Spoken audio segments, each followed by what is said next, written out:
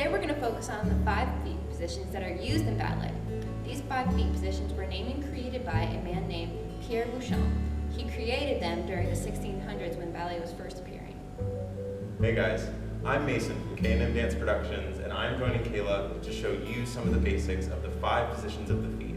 Alright, so what we're going to focus on when we talk about 5 positions of the feet is rotation and the naming of the positions. So within all the positions, we have this concept of rotation of the legs.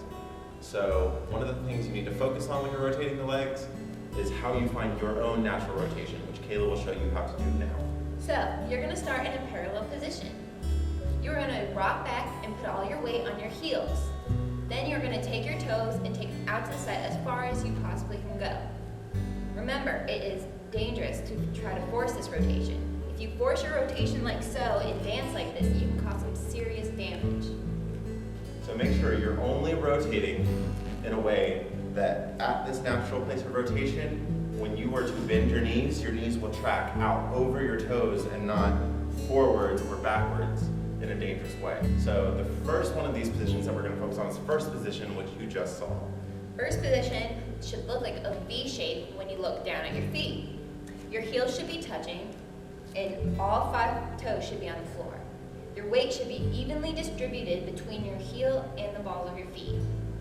And remember, not every single person has the same degree of rotation. So my rotation might be different from somebody else's rotation. They might be able to make a wider V or a more narrow V. And that just comes with individual differences in dancers, and there's nothing wrong with your degree of rotation. As long as you are taking care of your body and you are using your turnout safely, then you are doing just fine. So now, from our first position, we're going to go into our second position. To find our second position, we are just going to take our foot out to the side and lower it down.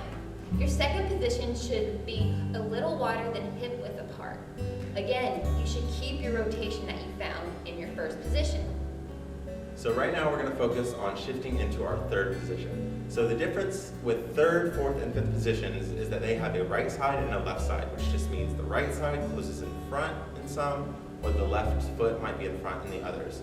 So a right side third position would be the right foot closing in front of the left so that this heel here tucks into the arch of the left foot. So this is your third position.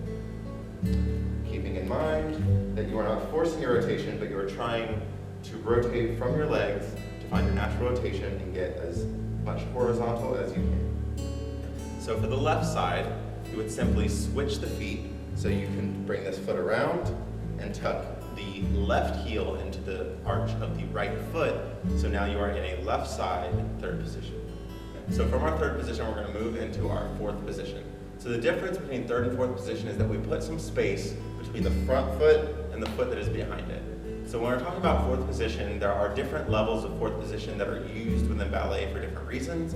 But for our average, like bar level, like exercising at the ballet bar, we're going to use about maybe a foot of space. So you would shift your front foot, in this case our left foot, forward. So there's about a foot of space between that leg and the back leg.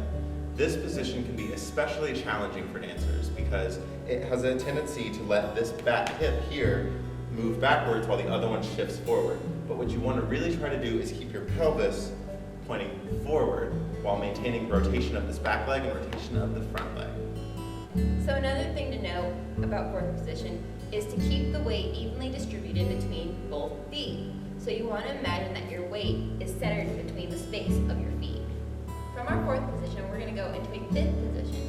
All you have to do to go into your fifth position is to bring your foot into your other foot. It is important to remember that your big toe and your heel should be touching. There should be no space between these feet. All you have to do to get to your other side, to your left side, is to switch the feet. Again, your heel should be touching your big toe.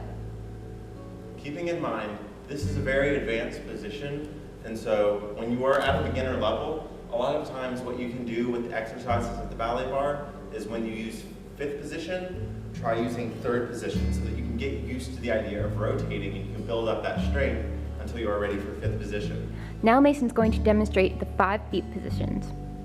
He will start in first position, then transition into second position. Now to third position.